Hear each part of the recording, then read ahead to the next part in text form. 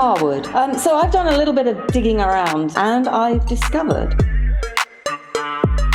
Ricky Grove. Fog comes in on little cat feet. Phil Rice. This is the best film that I've seen all year and maybe ever. Damien Valentine. Use the machinima, Luke.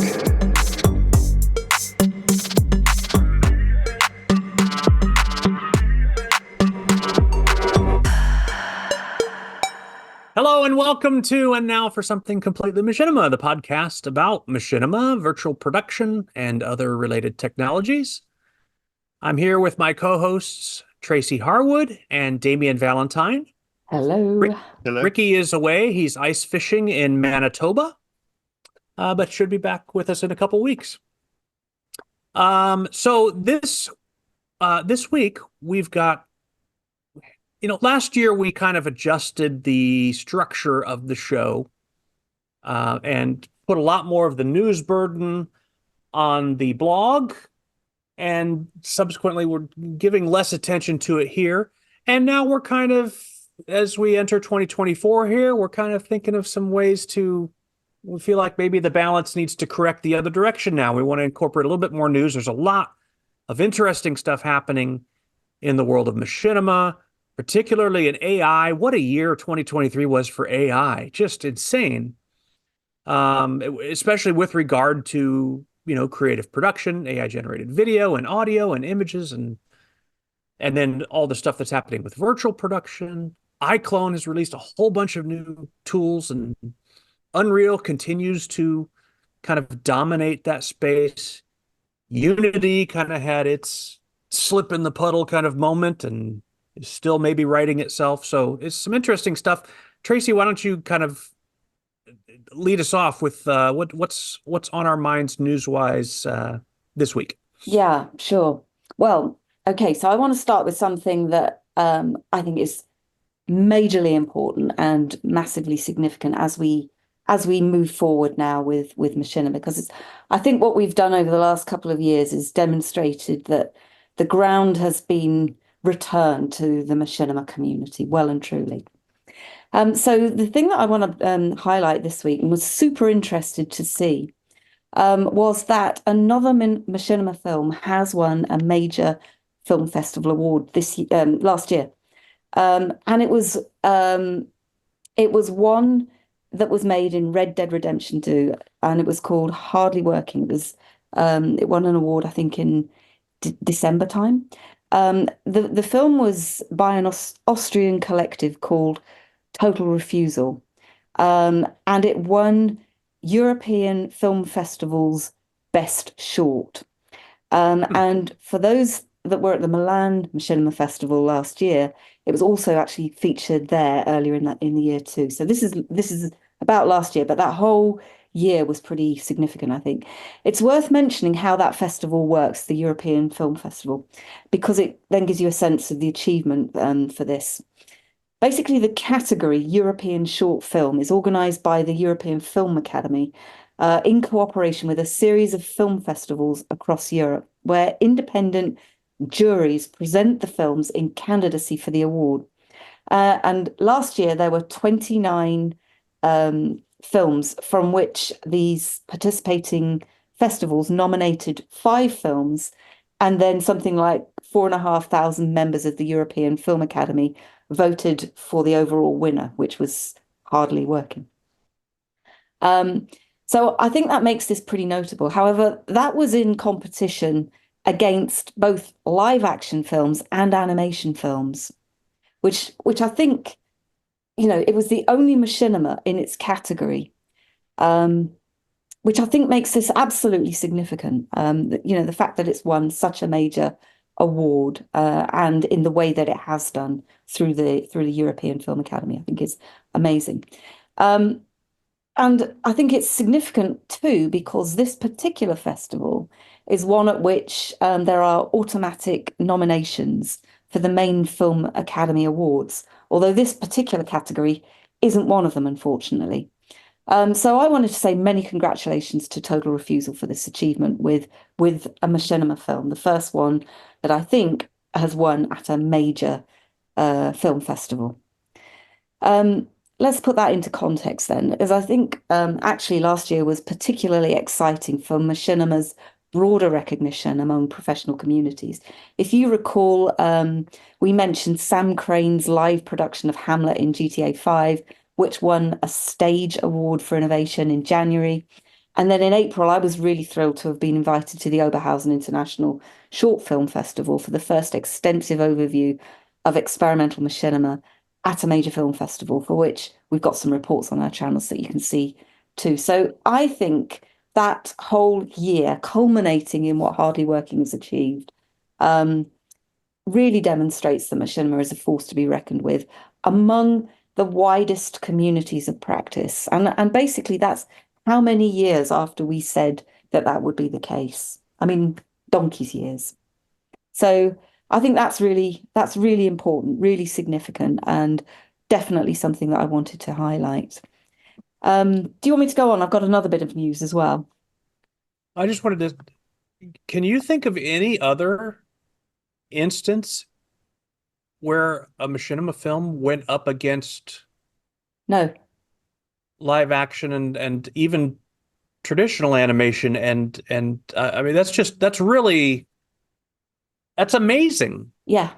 It's I think it's quite a tip of the hat to the filmmakers that they achieved a quality that could get it past that point, but it's also very interesting in terms of how attitudes maybe have started to shift. I think they've been shifting for a while. Yeah. You probably have a better finger on the pulse on this than I would, but I reflect on stories of old, if you will, where there were attempts to enter. I think famously, didn't some of the machinima people try to enter their film at Tribeca or something along those lines? It was a pretty high profile festival, Yeah. and they basically got laughed out of the room. The whole thing was very insulting and demeaning and discouraging. And just to so it's I don't know. Part of me is gratified and grateful to hear, and it just makes me wonder what the dynamics are behind that. Is it that this is a new generation of decision makers now than it was then? This is that happened in what, 2005? Exactly. So have the people that make the call on that, they've aged out. And now the people that were kids then are making those decisions. So maybe it's as simple as that. I think so, but I think there's something else here too, which is the rise of the avant-garde film. Again, I mean, Ricky would probably be able to tell us a little bit more about that whole kind of avant-garde genre. But it's something that we see quite a lot of media artists now using, found content using games for their creative work. And I think really what you've got here is an example of a group of avant-garde filmmakers using a game and exploring it in a kind of interesting and innovative way. But I would say that really they're probably not necessarily calling it machinima as such, but just avant-garde film. I would say that the other thing that probably helps is the graphical quality of the games now is Absolutely. a lot higher than it was in 2005. I mean, this is a Red Dead Redemption film. That looks stunning. You could put it up against any modern animated show or film, and it would be comparable. But in 2005, you put up, I don't know, something made with Quake 3 against something that Pixar was doing. Visually, it's not going to stand a chance against it. And I think even though in theory you should be looking at more than just the visuals, there's that element of people can't necessarily get away from just looking at the way something looks. Yeah. And I don't mean to demean anyone who made anything in 2005. It's just what games are capable of then is very different from what they're capable of now. Yeah. Yeah. You think? Just a little bit. Yeah, and it's so I think also that quite helps. interesting to your point there, Damien. It's also quite interesting that many of the other festivals that I've been at where machinima is shown, like Oberhausen and also Sam Crane's work as well, made in GTA 5. Hmm. And that has been and still is a game of choice for the avant-garde filmmaker. Which is a shame, really, because there are a lot of other beautiful games that can be used for creating really interesting machinima works, of which Red Dead Redemption is a great example. Why do you think GTA is finding more success in that regard? Is it because it closely imitates a real environment? So I think that maybe the ability to use it, let's say, for social commentary, it just comes much more naturally when it's people in a city, And some games are more fanciful or maybe sci-fi or whatever. And GTA, if you don't pay too close attention to what the actual objectives of the game are, which are pretty fanciful and pretty horrific sometimes, but if you just look at it as a city simulator, then for making, let's say, topics that tend to be favorites among short film short film makers and the Sundance type picks and stuff. It's a lot of it seems to be about social issues, Exactly. and stances and stuff. So I wonder if GTA is just better suited for that. It's a little hard to make a commentary that feels modern on a modern social issue set in the Old West or set in in a spaceship in Starfield or something. So maybe that's why GTA is so appealing. Yeah, I think that's true. I think Yeah, it makes a lot of sense. I don't see them moving away from it anytime soon, to be honest. Although I do see a trend more towards the use of Unreal, and the creation of assets and story worlds, that the artists themselves then can put more attention and more detail into. So that would be my thought on what the trajectory of it is. So it's not probably going to move towards these more and more traditional machinima approaches, but more towards more virtual production approaches. Right. Would be my guess. But I don't see us coming out of the GTA movement anytime soon, because if 6 comes out, when is that coming out? Early next year, mid next year? I Yeah, don't know. probably in about 12 months. Yeah. Probably. Okay. Well, when that I think comes they would out, love to have it done by the holiday season next year, but that seems a little tight. But it'll be soon, yeah. before Well, we I know would it. imagine that'll be the perfect next step for some of these creators. But Yeah. nonetheless, the achievement of this film is most definitely noteworthy in the trajectory and the recognition of machinima in its own right, and the way that it was made is absolutely noteworthy and really impressive. And like I said, many, many congratulations to these guys for their success. Well deserved. Absolutely. Yeah, Shall I go on? congratulations. Yeah. Another Let's move one on. then. Another bit of news. Again, very interested to see this one. This is Amazon announcing that it would be making Warhammer 40K shows and movies, with the platform apparently to have the exclusive rights to make content based on the Games Workshop brand. Now, I was really interested in that particular statement, actually, because we reviewed a few very successful fan-made machinimas using the game recently, and I wonder what it will mean for those creators in the game that have quite substantial following, including from the game itself. I'm thinking the folks that created Astartes, which we reviewed a few months back, if you recall, Sure. and which is actually featured on the Warhammer community website. But of course, the focus, at least at the moment with the Amazon deal, is for film and TV projects. And as I understand it, the details of what the first production will be is still to be thrashed out.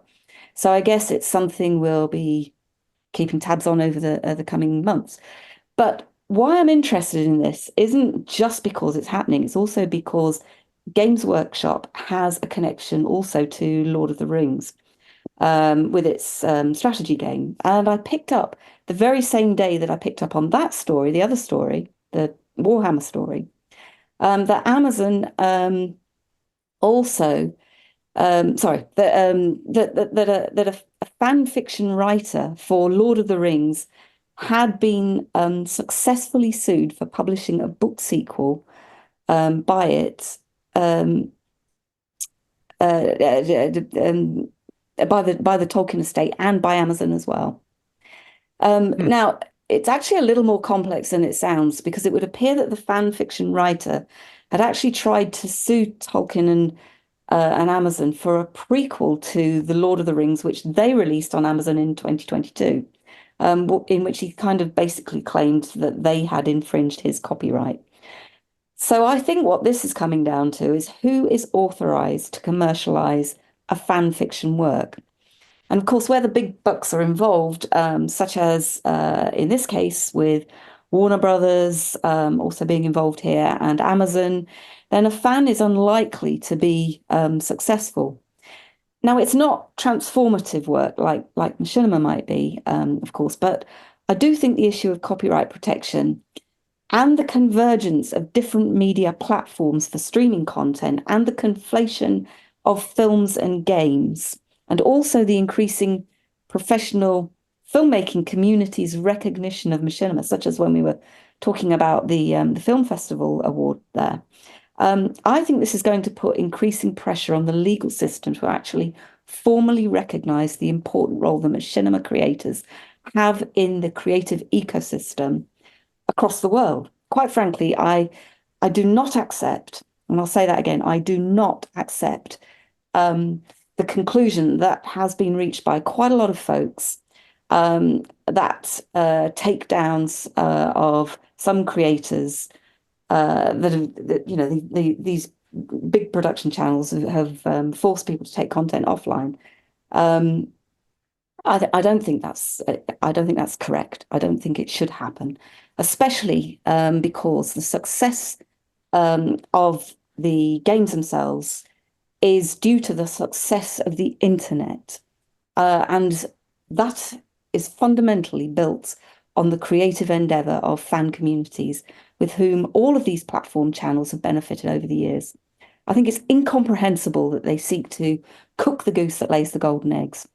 And it's high time, in my view, that this whole ecosystem was fully exposed and that fan rights as creative contributors, as advertisers, and as commercial assets for these various stakeholders are established with a more solid foundation. I'll put you some links when this goes up on our website so you can see the kind of things that I'm talking about. I don't know if you guys have got any comments on that. I know Yeah, you've so got more experience of it than I have in terms of actual content being out there. okay, so obviously I'm no means a legal expert in any of this, but obviously with Heir to the Empire and making Star Wars fan films, the whole fan fiction side of things is something I'm quite familiar with. I think this guy who made the Lord of the Rings fan fiction, nothing wrong with that. His mistake was trying to sell it because he does not have permission to do that. If he just written his fan fiction and posted it online for people to read, there would have been no problems at all. But his mistake was selling it and then attacking Amazon, who do actually have permission from the Tolkien estate to create their TV show, and suing them for it. And obviously that really backfired badly on this guy. I have no idea why he thought that was a good idea, because most people I know who write fan fiction or make fan films know that they are playing with someone else's franchise, and some of these franchise owners are very restrictive of what they want fans to do. And fortunately, luckily with Star Wars, George Lucas has always said he wants fans to be creative as long as they don't make any money. And when he sold Star Wars to Disney, that was part of the contract, because Disney is on they don't really like fans creating stuff, but he insisted it was part of the contract, they have to honor that. And so that's something that's continued on. I don't know too much about what the Tolkien estate views on fan fiction. I'm sure there's plenty of Lord of the Rings fan fiction out there, and there's a couple of very impressive live action Lord of the Rings fan films that are free to watch, and they've not been taken down because they've just been put up there for free. And the visual quality on these match the actual Peter Jackson films. They've gone the costumes look just as good, the effects work. They've run into the orcs and all the makeup. They look just like the ones in the films, really well acted, and they're not taken down. he tried he wrote the story. I haven't read it, so I don't know if it's good or not. So I'm not going to judge it on that. But he should not have tried to sell it without permission of the Tolkien estate. And my understanding is they probably would not have given him permission to sell the story because, as far as they're concerned, they have J.R.R. Tolkien's work, and Christopher Tolkien has taken them when he was still around, because he's now passed away. He took some of his father's notes and completed some of those books. Those are the only things that they will publish them actually have published. And then you get the adaptations of like the Peter Jackson films and the Amazon TV show, which is sort of based on the Silmarillion, but not quite. But it's still all part of it. So I don't know about that. Yeah, he should not have done that because he doesn't have any control over the Tolkien license. What kind of sale did he attempt to do, Damien? Do you know? I believe he tried self-publishing it through Amazon, and so you could. Authors can self-publish books through Amazon and they just get printed on demand. I believe that's what he tried to do. No, So he had a publisher and he printed and published through the publisher. So it was on a wide scale distribution.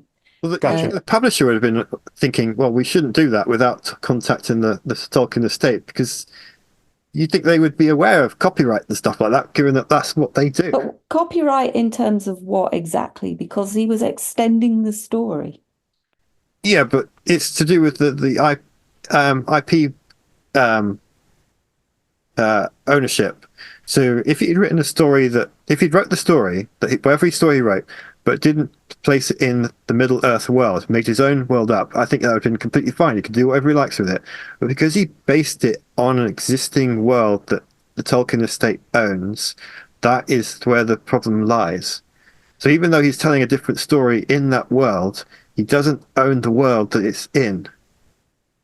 So it'd be like if I made a Star Wars fan film that had nothing to do with any of the movie characters, but you still had lightsabers and the Force, yeah, stuff like that, something identifiable. Yeah, and then I tried to sell that. Disney would not be very happy with me for that, and I imagine I would be getting some very angry letters from their lawyers.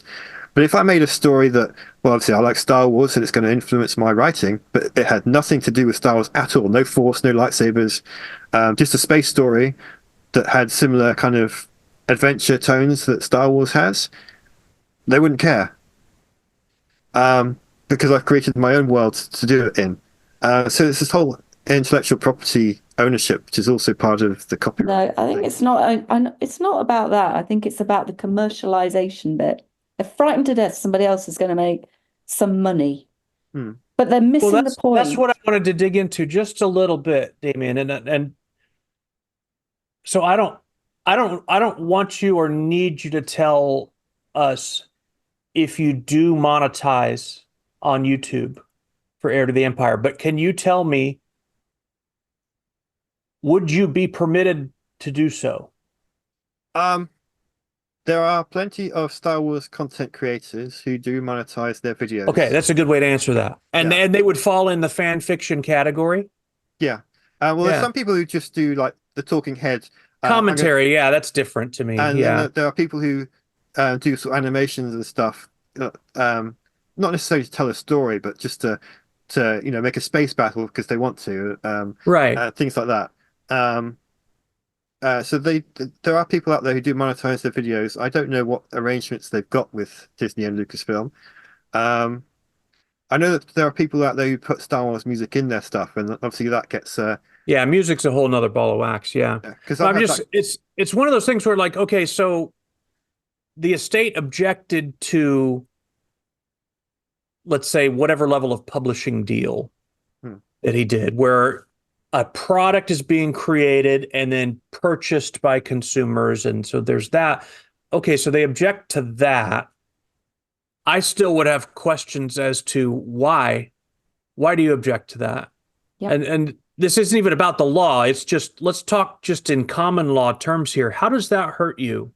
How does that take away from your income, him selling that? But let's just say, okay, so that's a thing. But commercial use, of course, is much broader than creating a physical product and selling it to people. It's also, Damien, if you were to flip the button and turn on monetize on one of your Star Wars videos, by the same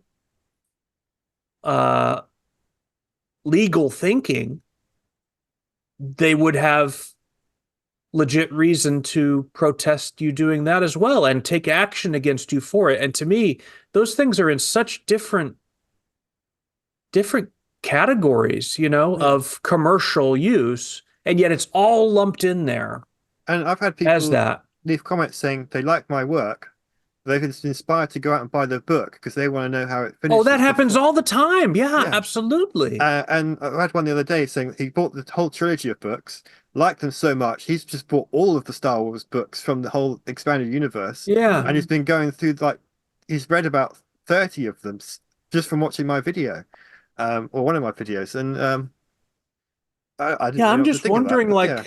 was there some precedent legally that I don't know about that, some third party came along and created a fan fiction that ended up eclipsing or overriding the original IP, some obscure thing. Obviously that didn't happen to Star Wars. It didn't happen to, uh,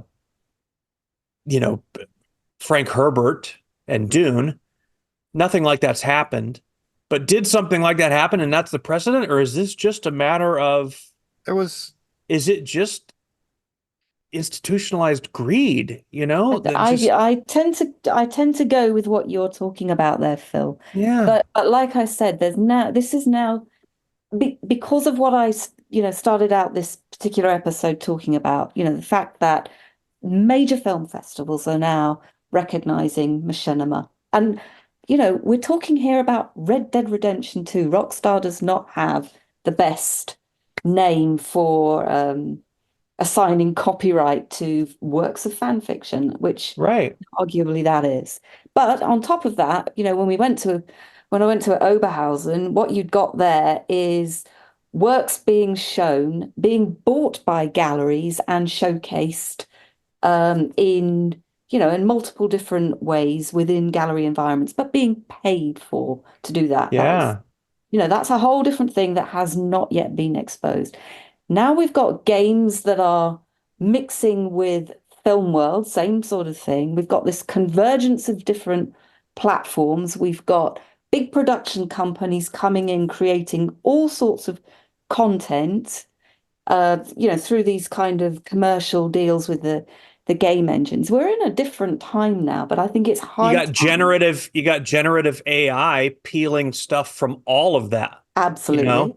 Absolutely. And then there's the question being currently wrestled with of, is any of that commercially viable at that point? Absolutely. So yeah, it is I think it's high time. Not a simple thing. No, I don't think it is, but I think it's high time that because the indies have always been exploited in this way, but I think it's more than high time that the legal system did actually start to recognize the role of the creative indies in this ecosystem, which is churning out, dollars for lots of stakeholders.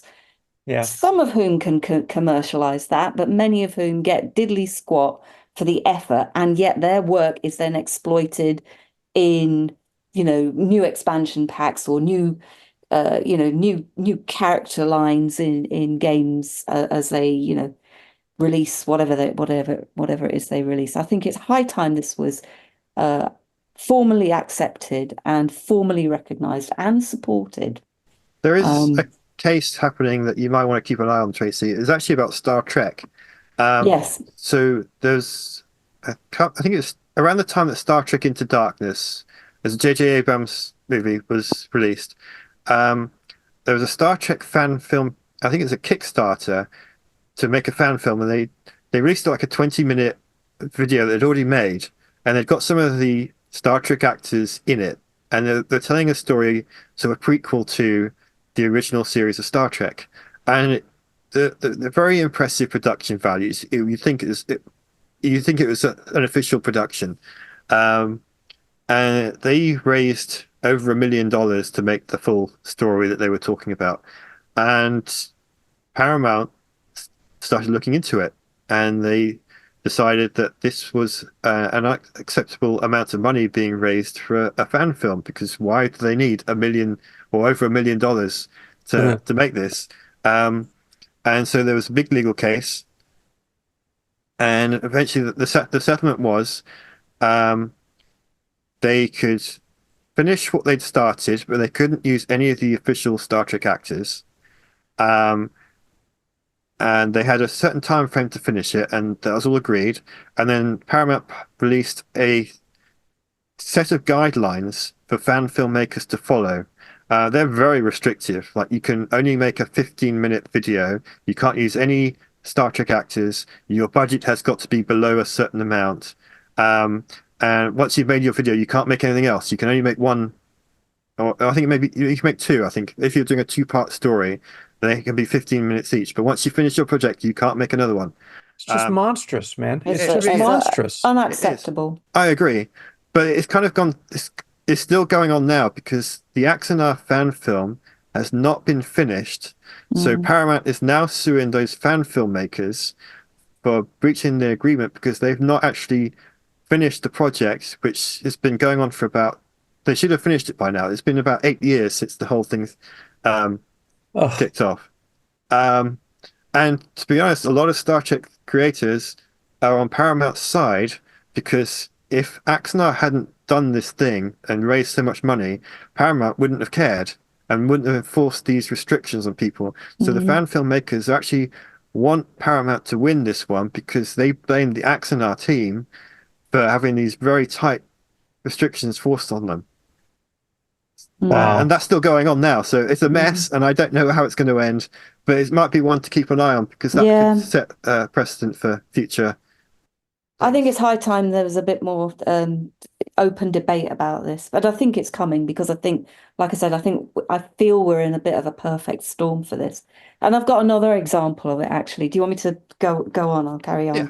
All right. So the final bit of news that I picked up on this month was from my side of things anyway, was the you remember last month we were talking about the Cyberpunk movie trailer, and we also discussed the kind of Ultimate Edition release. Well, I came across an official booklet for the Ultimate Edition, called a booklet for the Ultimate Edition. Now, what fascinated me about this was actually that it was called a booklet, not guidelines or a zine or a handbook or an annual or whatever you call the how-tos, but something else. And when you look at it, it's a kind of a halfway house between this kind of collectible annual and, yes, it's digital, but I understand that there are also print versions of this available.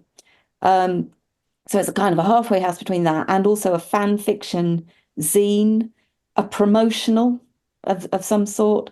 It's also a set of guidelines, all kind of rolled into one. And it includes lots of little known or cared about facts, tips, and hints, such as, for example, the in-game car radio actually has stations on it, can you believe? It's also massive. It's 170 odd pages. And it got me wondering, is this a thing now? Do other games do this? I have absolutely no idea. I couldn't really find any other examples of it. We talked a little bit about Elden Ring and just what a set of guidelines might look for that, and it's kind of incomprehensible that they would even attempt it. So it kind of made me wonder, who on earth is this aimed at? Is it maybe for storytellers? Because actually, as I was flicking through it, bearing in mind that there's these new tools are going to be released shortly. So I was flicking through it. There's all this stuff about the game lore, all the backstories in there that you probably wouldn't even find in the gameplay, and of course, reflecting on these mod tools that are coming out for this. Is it therefore an attempt to try and claim the story world, through which perhaps they might then be able to keep tabs on it in some way? I don't know. There were a couple of things that I noticed actually when I was looking through it. And firstly, there wasn't a single mention of the word machinima anywhere in it, which I thought was strange. Um, and strange because the anticipated role of the expansion of the life of this game is clearly through people creating their own stories using this tool set. And there's stack loads of content that have been created using the cyberpunk world. So I was kind of fascinated that that term specifically wasn't mentioned. Um, and in about page 83, it's about halfway through it, there is explicit mention of these new projects. And these new projects are actually films being made with the cyberpunk world. So there you go. There's another example of this kind of conflation of games and film and other media formats, weaving around content creators specifically. And presumably, since this one doesn't actually have really an established story world, not in the same way that Lord of the Rings does, it's clearly one that's going to be directly benefiting from what the fan communities do with it. So there you go. I'm building a case here. I hope there are people that can pick it up. I just had a quick flick through it as you were talking, and it looks like it's going to be a very intriguing read for it, because a lot of it is sort of in-world lore and talks about the characters, but then it also talks about like the behind-the-scenes stuff, like and you were saying about the additional content, like the comics and the anime. There's a Netflix anime series which I still need to watch because it sounds like it's going to be quite good. So yeah, I'm quite intrigued by what the Ultimate Edition and the Phantom Liberty expansion is. They've wrapped up that game, but they're obviously going to make more in this world because they've built it all up, and they've put a lot of effort into building Night City and developing all the lore around it and all the characters and all the backstory and things that just get mentioned, but you know that there's obviously more happening that doesn't necessarily have a place in the game, but you want to learn more about it. So they're going to expand this a lot. And I think this is a part of that. And it would be interesting to see how they do embrace fan content. Because, we all know it's part of it, isn't it? Yeah. It's clearly part of it. Yeah, we all know that fans are very creative. Actually, when the game was in development, they actually had a contest where it was a photography contest, and they wanted people to find places that would look like they were in Night City and take photos of them and submit them in. I did try it, and I didn't get anywhere because people went to places like Hong Kong, where all the neon lights and everything. You're not going to be able to compete with that when all you've got is Bath and Bristol to go to. Yeah, quite. Well, there is actually a funny story behind that. I found near the shopping centre. There's this road that goes down the hill, and there's some steps. It looks where the steps are. It's really run down. It's filthy. There's broken windows, and I was taking a picture of this, and this guy came up to me with an orange jacket. I think he was one of the street cleaners or something, and he looked really concerned that I was taking pictures of this trash stairwell rather than any of the nice stuff on the other side of the road. And I had to explain to him it's for a photography contest, and he still looked very confused. Yeah, but he left me alone. Yeah. So you haven't seen the Cyberpunk anime series on Netflix, Damien? No, I've seen the trailer and it looks really good, but it came out. I finished the game, and I didn't want to go back into that world just yet. So I'm replaying it now. So I think maybe now's the time to go back and watch it. Yeah, it's brutal. Is it? It's very hard R rating. Yeah, it's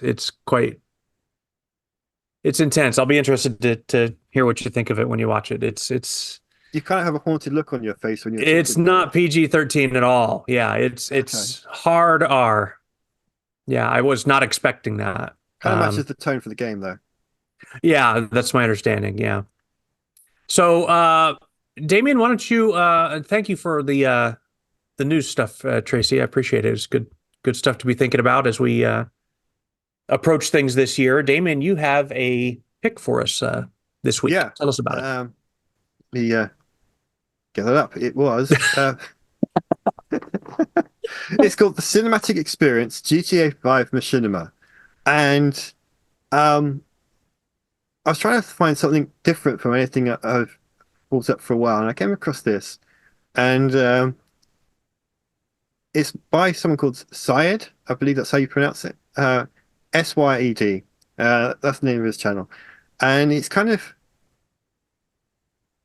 like a what it made me think of was those travel adverts where they're trying to um, make a video of a place and they're trying to encourage you to go there as a tourist to explore it. And a lot of it's like that. And you kind of getting a taste of life in GTA 5. And of course, GTA 5 is a crime game, so you get lots of people running around with guns, which is perhaps not going to attract tourists, but you never know. But a lot of it is just showing off the city. Like there's a thing with a plane flying through the valley and people talking and just kind of living their lives. It's not actually telling a story of the game. It's just kind of showing off, uh, the city that it takes place in. And I was kind of intrigued by this as a video, and I thought I'd make it my pick for this month. So, what do you guys think? I, I Yeah, really enjoyed it. Do you want me to go I now? did too. Go ahead, Tracy. Okay, well, all right. Well, from my take on it, it seems to be a really, I mean, it's a reflection of the character, or to me, what it was a reflection of the character that you see at the start. You know, this guy is sort of standing on top of a mountain, just looking out over the valley, and then you switch to all the sort of city goings on, if you like. And I read that as him just sort of standing there, reflecting on some of his experiences of being in this kind of game world, from things like the little things that he's kind of observed and remembered, and then the random connections that he's made between um, people, objects, and events, if you like. Things like, for example, the way that a bird flies, and other flying things. So, he goes from the bird soaring over these mountains to the plane going up the valley. And that's a really interesting kind of switch that he makes there.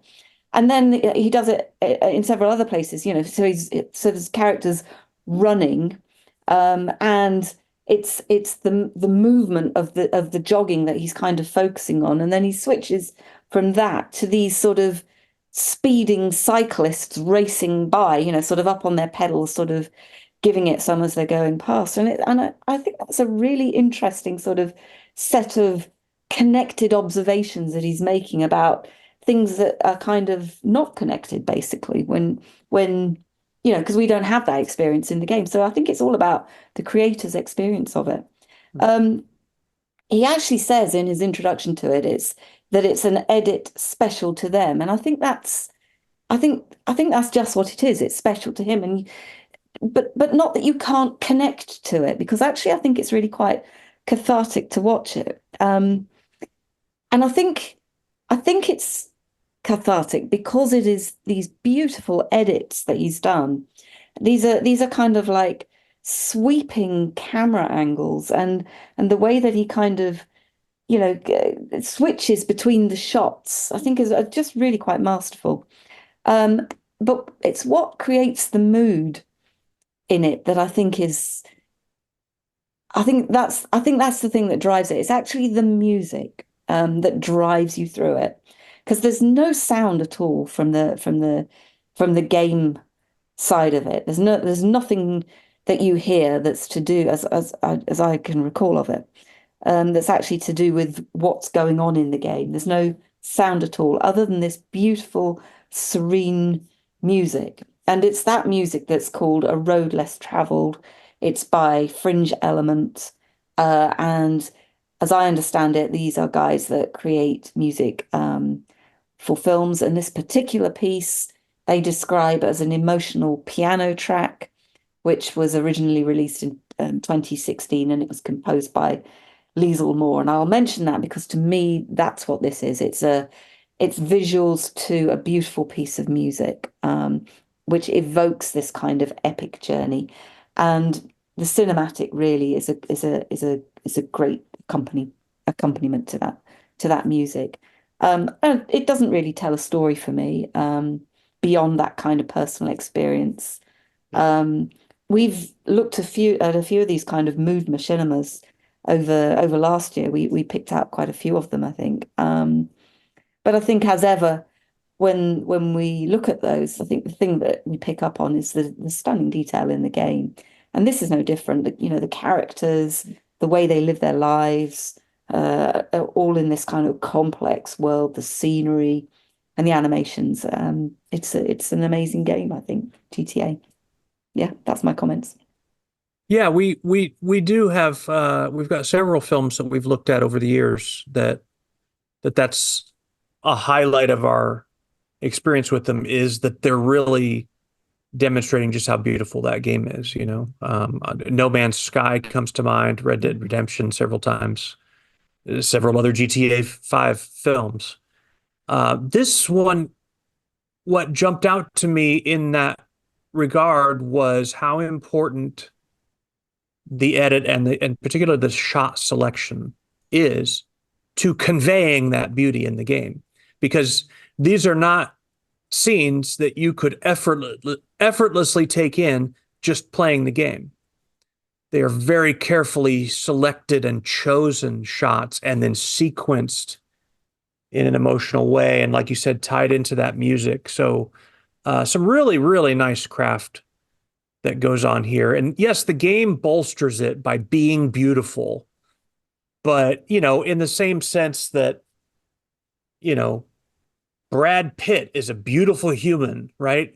But with a really good photographer, it's like, whoa, really, really beautiful, you know?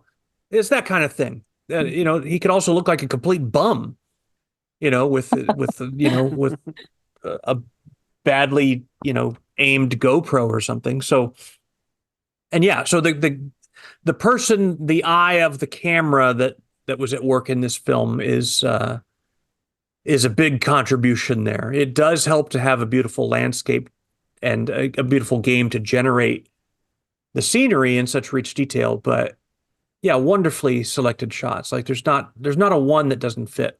Hmm. With one caveat, way, way, way too much shaky cam. Hmm.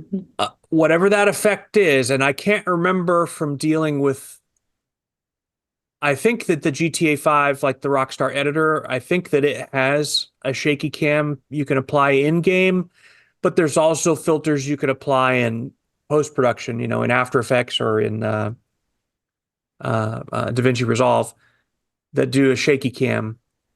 Whatever this was is too much, too much. Like it just, I think the number of, if you go back and count like the number of shots that had that effect applied, maybe 1 in 10 of those should have had it. Like it was that much too much, just way too much. And I don't know what the intent is behind it. And he's not the only filmmaker, he or she is not the only filmmaker doing that. It, you know, I mean, in actual cinematography and live action, you know, there's camera movement is something that it made its way into TV really big in like the early 90s. I don't know if you guys are familiar with an American television show called NYPD Blue. Oh, yes. It was basically this television police drama, and very, you know, noteworthy for it was doing some just, the camera never sat still, right? Now there's a name for that technique. I don't know what it is. Any camera operator that's professional would know it, but it's a technique. But what was magical about it is that it looked accidental. Like it looked like just somebody just wasn't very steady with the camera. You talk to any professional camera operator, no. This is not accidental. It's executed. It's a technique. And it's done with a skill. When it's done with skill, it doesn't make the viewer nauseous, you know? Now, probably the first time people watched NYPD Blue, actually people wrote in to the television network that produced the show complaining about it. Oh. You know, what the hell's wrong with you people making this? You know, it's just, I got sick. You know, there's always going to be people who are that way. But now it's just a fact of life. Like, other than your occasionally you'll still see a typical 3-camera sitcom, you know, where the cameras are pretty stationary for the most part, and that's it. But most films and most TV, they work some camera movement into it. Well, this is an algorithm This camera motion is not someone executing a technique. It is an algorithm to just jiggle the camera around with very little randomness to it, like not enough randomness. I don't know how it works within. I don't think GTA 5 gives you much control over that part at all. It's just, do you want it or not? If you do it in DaVinci Resolve, you can control a lot of how random it is and also how blended it is. So it doesn't feel like a pattern. That's what's coming through in this. And it's very jarring, and I don't know if it would be that way for someone who's not a filmmaker. Maybe not so much. It might just be generally not as pleasant to film as you think it should be, but you don't know why. This is why. Too much of that. Just too much. So I think that for certain shots that feel like, okay, this would have been a handheld camera operator filming this, but moving behind a guy running or something. Okay, some motion there makes sense, because if you keep the camera just dollying straight, and then it reminds you, okay, this is synthetic, this is animation, this is a video game or whatever. It's not real. So I get it. You use it for that, but not just because there's a bird flying. So let's just do this. It just, wow. So I realize now I'm feeling bad because I've spent more time talking about how much that pissed me than I've spent talking about how beautiful the film is. But everyone looking at it knows the film's beautiful, right? It is. It's beautiful. Yeah. So, yeah, that's the one caveat. Really good point, Phil. Really good point, actually. It is. A little too much. It reminds me, I was watching it's a behind the scenes thing about it's sort of an analysis video of action scenes that I saw on YouTube. I can't remember the name of the video, so I'm not going to try and link it now. But they had a scene from the movie Taken with Liam Neeson, and the scene is he runs up to a box, jumps on the box, and there's a fence which he jumps over and lands on the other side, and then carries on running. And it's all shaky cam, and there are 18 cuts. That short sequence, and it's to take place over about 4 seconds, and they were saying this is ridiculously over the top for what he just does in that brief moment, and it's all done just to try and make it more exciting, but it's just too over the top. Mm-hmm. I think Doug Lyman, I think, was responsible for that, pushing that editing style way too far, and then things have had to correct since then. Doug Lyman is who did the Bourne Identity. Yeah. Oh. Actually, the second Bourne movie with Matt Damon, not the first one, the second one. And there's this fight scene in there where it's just, I mean, if you pause at any point in the fight scene, it's just a blur. Yeah. The whole thing is just an unintelligible blur. Great sound design. Like, you can tell, all right, somebody's getting their ass whooped, right? But you don't know who, because you can't see it. I have no idea who. Let's just hope the good guy's winning, because it's just a blur of weather and motion blur and I know exactly which fight breaking glass. Well. Yes, in the apartment, that scene. Yeah. And then I remember my mom saw that movie and gave me a review. She doesn't review movies for me very often, but she says, your father and I went and saw this movie. And, she named it. She goes, I found myself sitting there going, what is this? What am I even looking at? She was really animated and upset about it. And then I went and saw it. It's like, Mom, I got to agree with you. It's just a big nauseous mess. Hollywood themselves went a little too far with it there. Yeah. And, so really it's more of a complaint. My complaint is about the algorithmic, repetitive, shaky cam that's built into either of these games, or if you're using a video editor and you don't tweak the randomizer setting, that's what it's going to be, is just this pattern. And humans are smart. Like, our senses are very smart. We pick up on that, and it just doesn't feel good. So the solution is, okay, you can't fix the filter. It's going to do what it's going to do, but just don't use it too much. It's got its purpose. There's not any other way to do shaky cam in video game footage. Not really. Not the real way. You know, if you try to do shaky cam with a mouse, it doesn't look like shaky cam. It looks like somebody effing around with a mouse, you know? Yeah. So I get it. It has purpose, but just not too much. Sometimes a shot just needs to be beautiful and just let it be there, you know? Sometimes, Okay. God forbid, you don't have to move the camera at all. That's nice, isn't it? Yeah, every once in a while. It's nice. So anyway, great pick. Oh, glad you both enjoyed it. Yeah, And, Yeah. definitely. I hope our listeners enjoy it as well. Well, if you agree or disagree with us or have any other thoughts on any of all this news and all the nonsense I was spewing about camera technique, as if I have any idea what the hell I'm talking about, let us know what you think. Talk at completelymachinima.com is the email.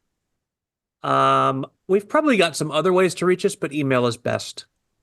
I went and visited our Discord server the other day. It's crickets in there. It's yeah. Yeah. So that's always there if you want, but yeah, try us by email. Let us know what you think. Sometimes we end up reviewing comments from people on the air here. It's great to hear what you guys think about these things. Or maybe if you made this film and you want to let us, tell me what an idiot I am for picking it apart for that. We love to hear from all of you. Or if you're Doug Lyman and you want to talk about that fight scene in the Bourne Supremacy. Yeah. It just oof, it looked AI generated or something. It's pretty crazy. Yeah. Hands all just akimbo. So we miss Ricky. Hope he's doing well with his ice fishing in Manitoba. And we will see all of you at the next episode. And have a great day. Thank you. Bye. Bye bye.